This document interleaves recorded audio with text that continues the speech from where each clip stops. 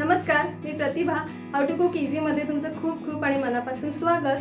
पावसाळा सुरू झाला की सगळ्याच घरांमध्ये बहुधा वेगवेगळ्या प्रकारच्या लोणच्यांची लगबग सुरू होते.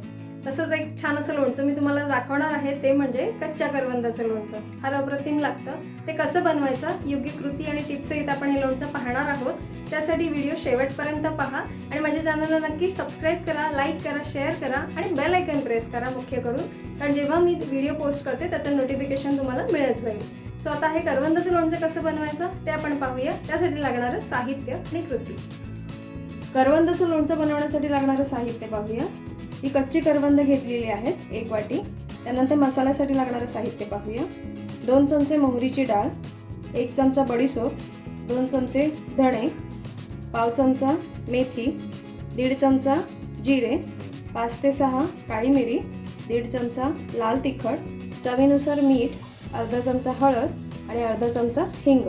आता आपण कृतीकडे वळूया. पण त्याआधी एक महत्त्वाची टीप, ही करवंद बघा ही अशी असतात आणि ही अशी तोडली की ह्यातनं असा पांढरा चीक बाहेर येतो. सो त्याकरता ही जी करवंद असतात ही व्यवस्थित स्वच्छ पाण्याने धुवायची आणि कोरड्या कपड्याने छान अशी स्वच्छ ही पुसून घ्यायची आणि त्यानंतर ही उन्हामध्ये, तुम्हाला जर ऊन लावता आलं तर उन्हामध्ये 1-2 तास ही छान अशी वाळवून घ्यायची, नंतरच लोणच्यासाठी तयार करायची आहे. आता आपण कृतीकडे वळूया. आता सगळ्यात आधी आपण मोहरीची डाळ, बडीशेप, धणे, काळी मिरी, मेथी आणि जिरे हे भाजून घ्यायचे.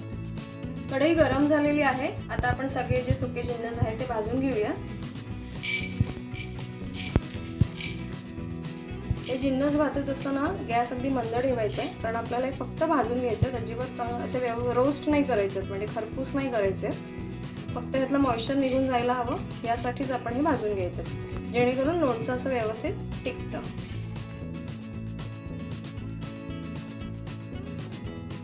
हे व्यवस्थित असे भाजून घ्यायचे. अगदी मिनिटभर भाजायचे, फार भाजायचे नाही.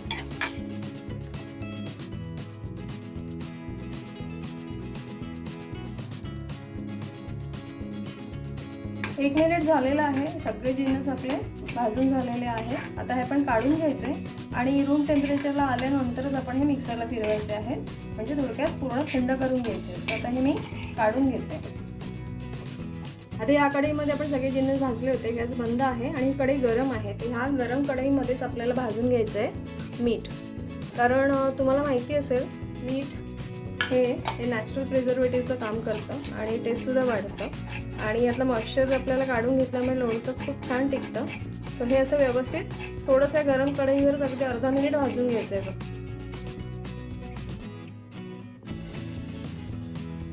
लोणच्याच्या मसाल्यासाठी जे कोरडे जिन्नस आपण भाजून घेतले ते थंड होईपर्यंत आपण आता ह्या कढईमध्ये लोणच्यासाठी जे तेल लागणार आहे ते आपण गरम करून घ्यायचं आहे. तो बऱ्यापैकी असं तेल घालायचं आहे, हे बघा.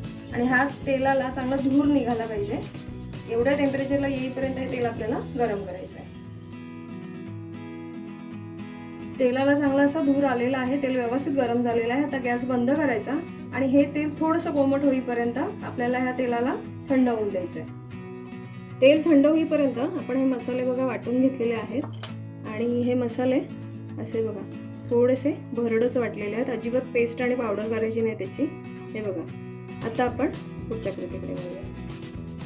तेल कोमट झालेलं आहे. आता ह्या कोमट तेलामध्ये आपण घालायचं आहे हिंग आणि थोडीशी हळद आणि हे मिश्रण असंच ठेवून द्यायचं आहे. तोपर्यंत आपण पुढची कृती करूया. तेल आता पूर्ण थंड होईपर्यंत आपण एका बाउलमध्ये ही करवंद घ्यायची आहेत. त्यानंतर ह्याच्यामध्ये थोडीशी हळद आणि मीठ आणि लाल तिखट हे दोन्ही जिन्नस घालायचे.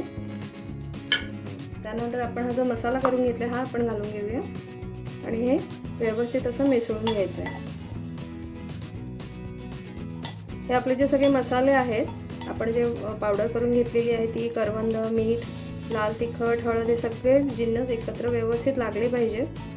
आता कधी कधी काय होतं, मीठ वर खाली जातं जड असल्यामुळे आणि मसाले वरच राहतात. सो हे व्यवस्थित असे सगळे जिन्नस मिक्स करून घ्यायचे आणि एक 10 मिनिटासाठी आपलं तेल थंड होईपर्यंत हे बाजूला ठेवायचं. तेल आपलं थंड झालेलं आहे. आता आपण हे लोणच्यामध्ये घालून घेऊया.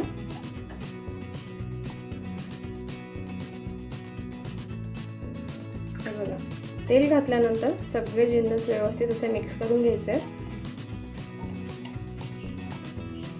लोणच्यात तेलाचं प्रमाण थोडंसं जास्तीच असावं, कारण सगळे मसाले आणि ज्याचं लोणचं तुम्ही बनवता ते ॲब्झॉर्ब करून घेतं, म्हणजे ज्या पदार्थाचं, म्हणजे कैरी असेल किंवा लिंबाचं असेल, त्याच्यामुळे नंतर ते कोरडं होतं आणि खराब होतं.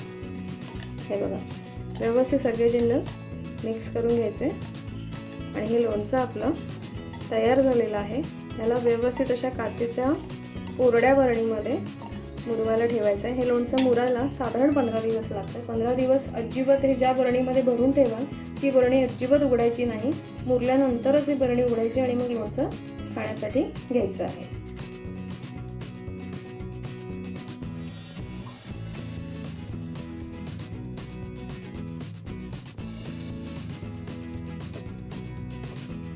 तर चटकदार असं हे कच्च्या करवंदाचं लोणचं नक्की करून पहा. आणि मुख्य म्हणजे हे लोणचं थोडंसं मुरत ठेवायचं, तरच त्याची चव लागते. ही त्यातली महत्त्वाची टिप आहे.